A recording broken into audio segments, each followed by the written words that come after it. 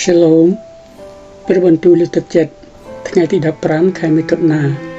មានចំណងជើងថាទម្លាប់នៃការឡើងដល់ឱកាសអត្ថបទសេដោយ Oswald Chamber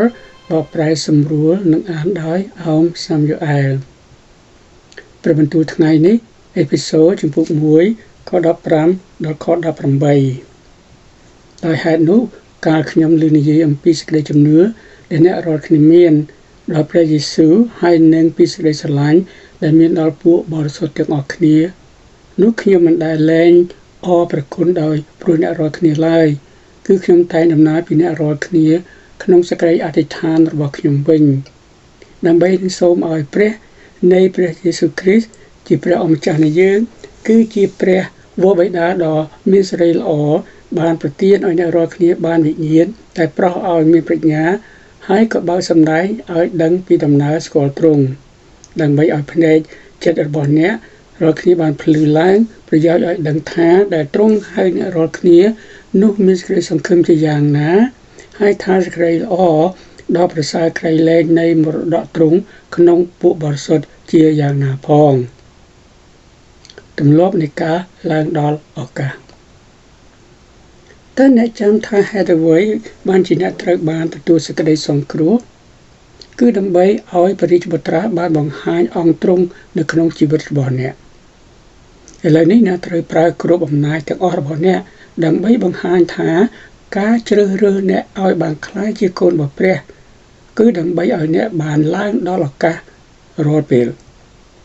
អ្នកមិនអាចធ្វើអ្វីដើម្បីសង្គ្រោះខ្លួនឯងបានទេប៉ុន្តែអ្នកត្រូវធ្វើអ្វីមួយដើម្បីបង្ហាញពីសេចក្តីសង្គ្រោះរបស់អ្នកនៅក្នុងលោកីយ៍នេះអ្នកត្រូវតែបញ្ចេញកិច្ចការនៅអ្វីដែលព្រះដាក់បញ្ចូលក្នុងអ្នកតែអ្នកកំពុងតែបញ្ចេញកិច្ចការដោយចិត្តដោយអណ្ដាតនិងរូបកាយរបស់អ្នកឬទេឬក៏អ្នកនៅតែជាមនុស្សកំសត់រអ៊ូរទាំដដែលដែលជាជំរើសផ្លូវផ្ទាល់ខ្លួនរបស់អ្នកបើសិនជាមែននោះវាជាការកុហកដែលអ្នកនិយាយថាព្រះបានសង្គ្រោះហើយបានញែកអ្នកជាបរិសុទ្ធពីព្រោះដោយពឹងទ្រង់នោះទូបង្គំនឹងរត់ចូលទៅតនឹងកងទ័ពហើយដោយសារព្រះនៃទូបង្គំនោះទូបង្គំនឹងលោតរំលែងកំផែងផងទំនុកដំកើងចំពោះ18ខ29ព្រះទ្រង់ជាមេវិស្វករទ្រង់អនុញ្ញាតឲ្យអ្នកមានការលំបាកដើម្បីមើលថាតើអ្នកអាចយកឈ្នះការទាំងអស់នោះបានឬទេដោយសារតែអ្នកជាកូនរបស់ទ្រង់នឹងមិនឲ្យអ្នកគេចរួចពីតម្រូវការរបស់ទ្រង់បានឡើយពេត្រុសមានប្រសាសន៍ថាពួកស្ងួនភឿអើយកុំឲ្យមានផ្លែកក្នុងចិត្តដោយភ្លើងដ៏ក្តៅក្រហាយដែលកំពុងតែលបោអ្នករាល់គ្នាទុកដូចជាកែតមានសេចក្តីចម្លែកនោះឡើយ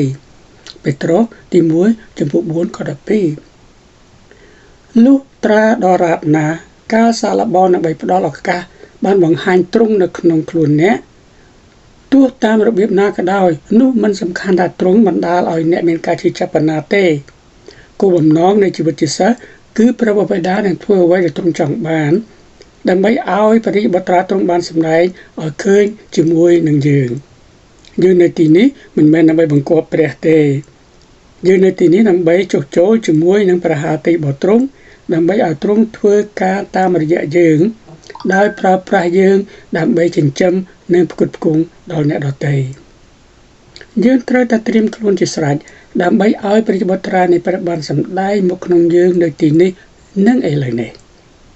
យើងទូលសូមទ្រង់ដកចេញអស់ការស្រែកធ្ងរការត្អូញត្អែដែលពោរពេញទៅដោយការច្របូកច្របល់ខាងវិញ្ញាណនៅក្នុងយើងហើយសូមទ្រង់ដាក់ជំនួសវិញនៅសេចក្តីក្លាហានហ៊ានប្រឈមមុខនឹងអ្វីដែលទ្រង់នាំមកដល់យើង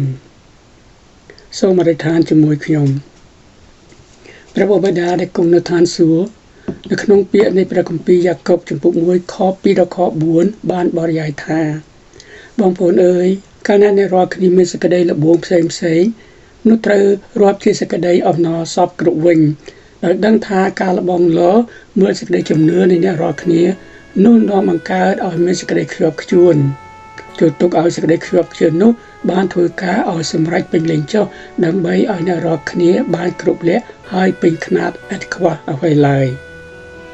ព្រះអង្គម្ចាស់ព្រះយេស៊ូវ ទូលបង្គំចូលមកចំពោះទ្រង់នៅថ្ងៃនេះចង់ស្វែងរកការណែនាំនិងកម្លាំងរបស់ទ្រង់នៅពេលវេលាទូលបង្គំកំពុងធ្វើដំណើរឆ្លងកាត់ការសាកល្បងនិងទុក្ខលំបាកផ្សេងៗសូមប្រទានព្រះគុណដល់ទូលបង្គំដើម្បីស៊ូទ្រាំដោយសេចក្តីជំនឿខ្ជាប់ខ្ជួននិងបេះដូងពោរពេញដោយការទុកចិត្តលើផែនការរបស់ទ្រង់សូមឲ្យការរងទុក្ខរបស់ទូលបង្គំនាំទូលបង្គំឲ្យបានចូលខិតទៅចិត្តទ្រង់ហើយនឹងបានទទួលជំនួយនិងកម្លាំងពីទ្រង់ទូលបង្គំសូមអធិដ្ឋានទូលកិច្ចការនេះនៅក្នុងព្រះនាមព្រះអង្គម្ចាស់ព្រះយេស៊ូវគ្រីស្ទអាមែន